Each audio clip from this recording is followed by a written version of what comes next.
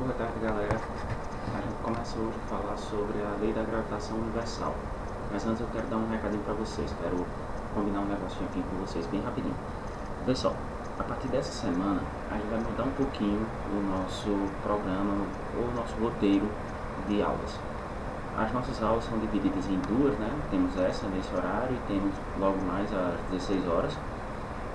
Essa aula das 14 horas, 14h05 para ser mais exato, eu vou sempre lançar uma videoaula como essa, ou com a explicação do conteúdo novo, ou com revisão de conteúdos anteriores.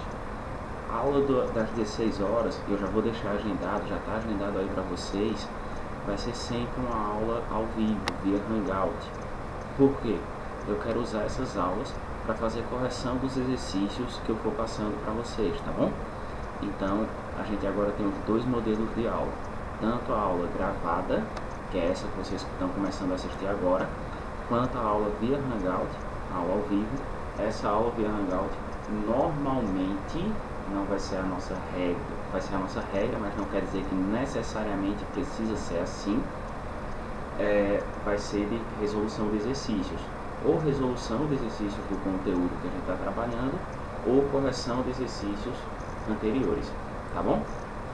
Dependendo da semana, se a gente tiver um exercício para corrigir, eu inverto essa ordem. Então a aula das 14 horas fica sendo uma aula de correção via Hangout, e a aula das 16 horas fica sendo uma aula gravada, como vocês estão vendo agora, tá bom?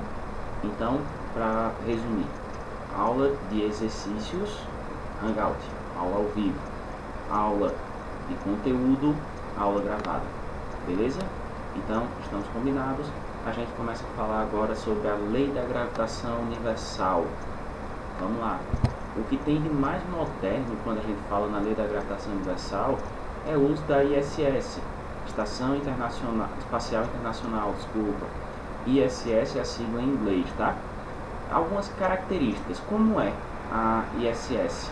Primeiro, ela foi toda montada já no espaço. As peças foram construídas aqui na Terra, claro, e foram levadas para o espaço para serem montadas lá. Ela mantém uma altitude média de 354 km em relação à Terra. Note que essa altitude é média, vai ter uma época que ela vai estar mais próxima da Terra, vai ter alguns instantes que ela vai estar um pouquinho mais distante, e depois, quando a gente falar sobre as leis de Kepler, daqui a pouquinho, a gente vai entender por quê. A velocidade média de órbita dessa estação é de 28.000 km por hora. Essa velocidade, no caso, estou falando da velocidade tangencial dela, certo? Ela está em órbita em relação à Terra, então ela está girando em torno da Terra, ela está em movimento circular. Se é um movimento circular, a gente tem a velocidade tangencial, é esse caso aí. Se essa velocidade de 28.000 km por hora e ela tem uma altitude média de 354 km, uma volta na Terra, ela completa uma média de 90 minutos. Beleza? Como um desafiozinho aí para vocês, eu quero que vocês cheguem a partir do cálculo de velocidade média simples nesses 90 minutos. Então, a primeira questão da aula de hoje é essa. Está até fugindo do conteúdo mesmo propriamente dito, mas a primeira questão da aula de hoje é essa. Prove matematicamente que a estação espacial dá uma volta na Terra em aproximadamente 90 minutos. Vocês têm dados suficientes aí na tela de vocês, tem a velocidade média dela, tem a altitude, e eu quero que você me diga que essa volta é de 90 minutos, tá bom? Seguindo, desde quando existe a ISS? Quanto tempo ela tem? Ela começou a ser montada em 1998, finalzinho da década de 90. A primeira tripulação chega na ISS em 2000. Então, 2 anos depois do início da sua montagem, é que chegam os primeiros tripulantes. Mas ela só começa a operar completamente, estando completamente montada, sem novas estruturas, desde lá, em 2011. Então, um bom tempo aí de prazo de construção. Não quer dizer que de 2000 até 2011 os astronautas que estavam em órbita estavam só trabalhando na montagem, tá? Alguns experimentos já eram feitos, mas em suma eles estavam terminando a montagem da ISS. Qual o tamanho da ISS? Ela tem um tamanho aproximado de 2 Boeing 747.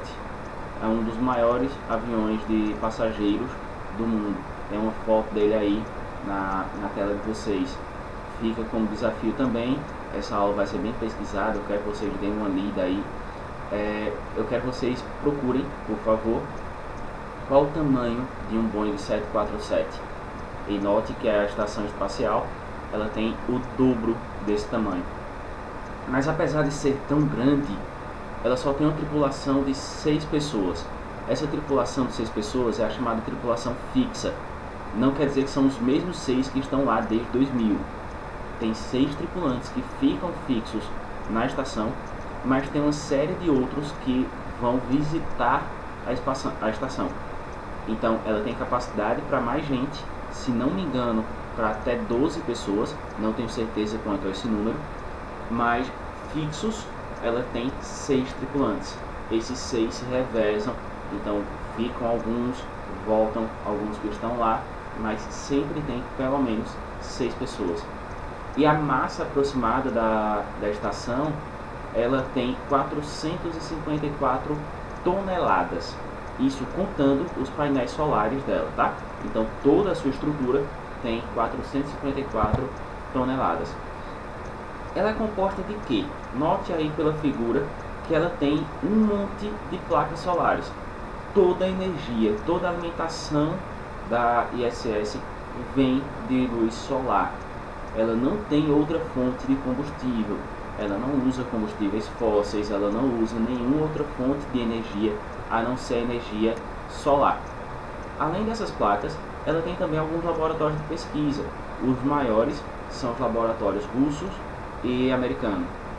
Esses laboratórios todos estão conectados entre si. Ela tem uma área de estadia para a tripulação e ela tem uma série de escotilhas para a saída dos tripulantes quando eles precisam fazer alguns reparos fora da estação. Vocês possivelmente já viram aí alguma foto, algum vídeo de astronautas fora da estação fazendo algum conserto, alguma coisa, algum ajuste. Então precisa ter essa escotilha, tanto para que os astronautas saiam, quanto também para permitir a entrada de suprimentos e quando alguma nave é acoplada lá para chegar novos astronautas, chegar novos visitantes, tá bom? Por que ter uma estação desse porte tão cara como essa? Primeiro, uma das fundamentais importâncias dela são pesquisas que não podem ser feitas na Terra, como na foto aí, ligadas à botânica, ligadas à física, situações ideais, onde a gente elimina atrito, elimina aí uma série de situações. Isso a gente consegue ter fora da Terra. Além disso, a gente pode ver também a influência da gravidade no corpo humano e como o corpo humano se comporta fora desse campo gravitacional. Tanto que os astronautas, quando eles vão para a ISS, parte do treinamento deles é esse: viver em simulações aqui na Terra fora de campos gravitacionais. E também a possibilidade de explorar o espaço, fazer novas descobertas em relação ao espaço. Beleza? Certo. Visto aí o que temos de mais moderno, como é que surge a lei da gravitação? Essa lei da gravitação que a gente conhece hoje, a partir das leis de Kepler e a partir de Isaac Newton, surge lá atrás, na Grécia Antiga, com Aristóteles. E o que era que Aristóteles dizia? Mais ou menos o que atualmente os terraplanistas repetem. Essa galera não tem pensamento legal, né? O que é que os terraplanistas falam, afinal? Que a Terra é o centro do universo e todos os corpos celestes giram em torno dela e que ela é plana. Esse pensamento, a gente está falando de aproximadamente 300 a.C., então faz sentido que pensasse assim, mas ele tem uma interferência não necessariamente na época aristotélica, certo? Esse pensamento aristotélico dura por muitos séculos. Posteriormente, por volta de 1400, 1500 depois de Cristo, esse pensamento ele ainda era aceito como verdade, também por interferência religiosa. Não era o caso de Aristóteles, tanto que a gente está falando de antes de Cristo. Mas o primeiro pensamento a respeito do universo, de como seria o universo, o comportamento do universo e blá blá blá, é que a Terra é o centro do universo e todos os corpos giram em torno dele. Depois a gente dá um pulo de 300 a.C. para a segunda metade do século XV e início do século XVI com Leonardo da Vinci. Leonardo da Vinci fala sobre o Renascimento, é um dos pensadores renascentistas. E o que era que Leonardo da Vinci tanto falava? O que era que o Renascimento na realidade tanto falava? O Renascimento, os pensadores renascentistas, eles acreditavam que o pensamento pelo achismo, eu acho que é assim, não deveria ser levado em consideração. Todo pensamento só pode ser aceito como teoria científica se tiver comprovação científica, se tiver experimentação, se tiver observação. O pensamento científico como a gente conhece hoje em dia, o método científico que a gente estuda no início do ensino médio, lá no fundamental também a gente vê. Então, esse método científico, não o método como a gente conhece hoje em dia, claro, mas essa ideia de observar para poder concluir alguma coisa vem a partir do Renascimento e tendo um de seus ilustres pensadores, Leonardo da Vinci. Mais ou menos na mesma época de Leonardo da Vinci, a gente tem Nicolau Copérnico, sendo que Copérnico ele era polonês, não era italiano como da Vinci. E o que era que Copérnico falava? Copérnico foi o primeiro cara, ou um dos primeiros caras, a falar sobre o heliocentrismo. Então quebra-se o pensamento aristotélico sobre o geocentrismo e surge o pensamento copérnico de heliocentrismo. O que seria esse heliocentrismo? O Sol como sendo o centro do universo, e aí Copérnico ainda não tem a ideia de um sistema solar presente em uma galáxia e tudo mais. Então, para ele, se resume o universo a esse sistema que a gente já conhece, o sistema solar no caso, e segundo Copérnico, o centro desse universo seria o Sol e os astros giram em torno do Sol. Beleza? Então Copérnico quebra o pensamento aristotélico e surge com esse novo pensamento. Paralelo a Copérnico tem Galileu Galilei. Galileu Galilei, pensando também como Leonardo da Vinci, não na mesma época, claro, mas pensando como Leonardo da Vinci, ele queria provar tudo aquilo. E aí Galileu, ele cria o primeiro instrumento óptico que nos permitia observar os astros. Ele criou um luneta extremamente rudimentar, mas que para a época, estou falando aí, segunda metade do século XVI, primeira metade do século XVII, para a época extremamente satisfatória.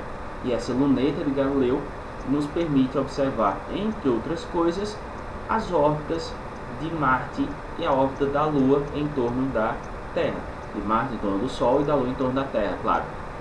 Essa órbita, a partir dessa observação, Galileu consegue provar que, de fato, a Terra não é o centro do universo. O Sol seria esse centro e esses astros girariam em torno dele. Existem aí histórias a respeito da perseguição religiosa que Galileu sofre por conta da Inquisição e tudo mais, mas por enquanto não nos vem ao caso. Depois surge Sir Isaac Newton. Isaac Newton ele contribui para a física não só com as leis de Newton que a gente já viu, lei da inércia, força igual a massa de aceleração, ação e reação. Foi nossa primeira aula desde que a gente voltou com esse modelo virtual. Mas Isaac Newton ele também dá uma grandíssima contribuição quando ele fala na lei da gravitação universal. A gente vai ver lá na frente, daqui a pouquinho, o que era que Newton falava sobre a lei da gravitação universal propriamente dito, tá bom?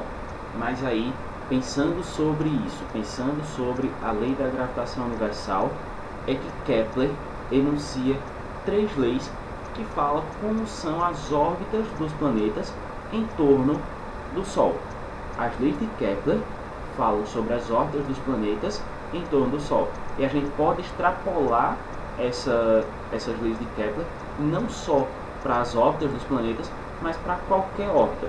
Então, a órbita da Lua em torno da Terra obedece às leis de Kepler. A órbita de um satélite artificial também. Então, tudo que a gente entende por órbita é uma extrapolação do pensamento de Kepler, tá bom? Kepler se baseia no pensamento de Isaac Newton. Então, cronologicamente falando, primeiro surge o pensamento de Isaac Newton a respeito da gravitação, daqui a pouquinho eu falo sobre ele, e depois surge o pensamento de Kepler, primeiro quando ele enuncia sua primeira lei, ou a lei das trajetórias, a lei das elipses. E o que é a primeira lei de Kepler? A trajetória dos planetas é sempre uma órbita elíptica em torno do Sol, com ele, no caso o Sol, em um dos focos da elipse. Primeiro, o que é essa elipse? Quando a gente estica um círculo, pega um círculo, aí estica ele, alonga ele, o que a gente está formando é uma elipse. O que seria o foco dessa elipse? A gente pode traçar uma elipse da seguinte forma.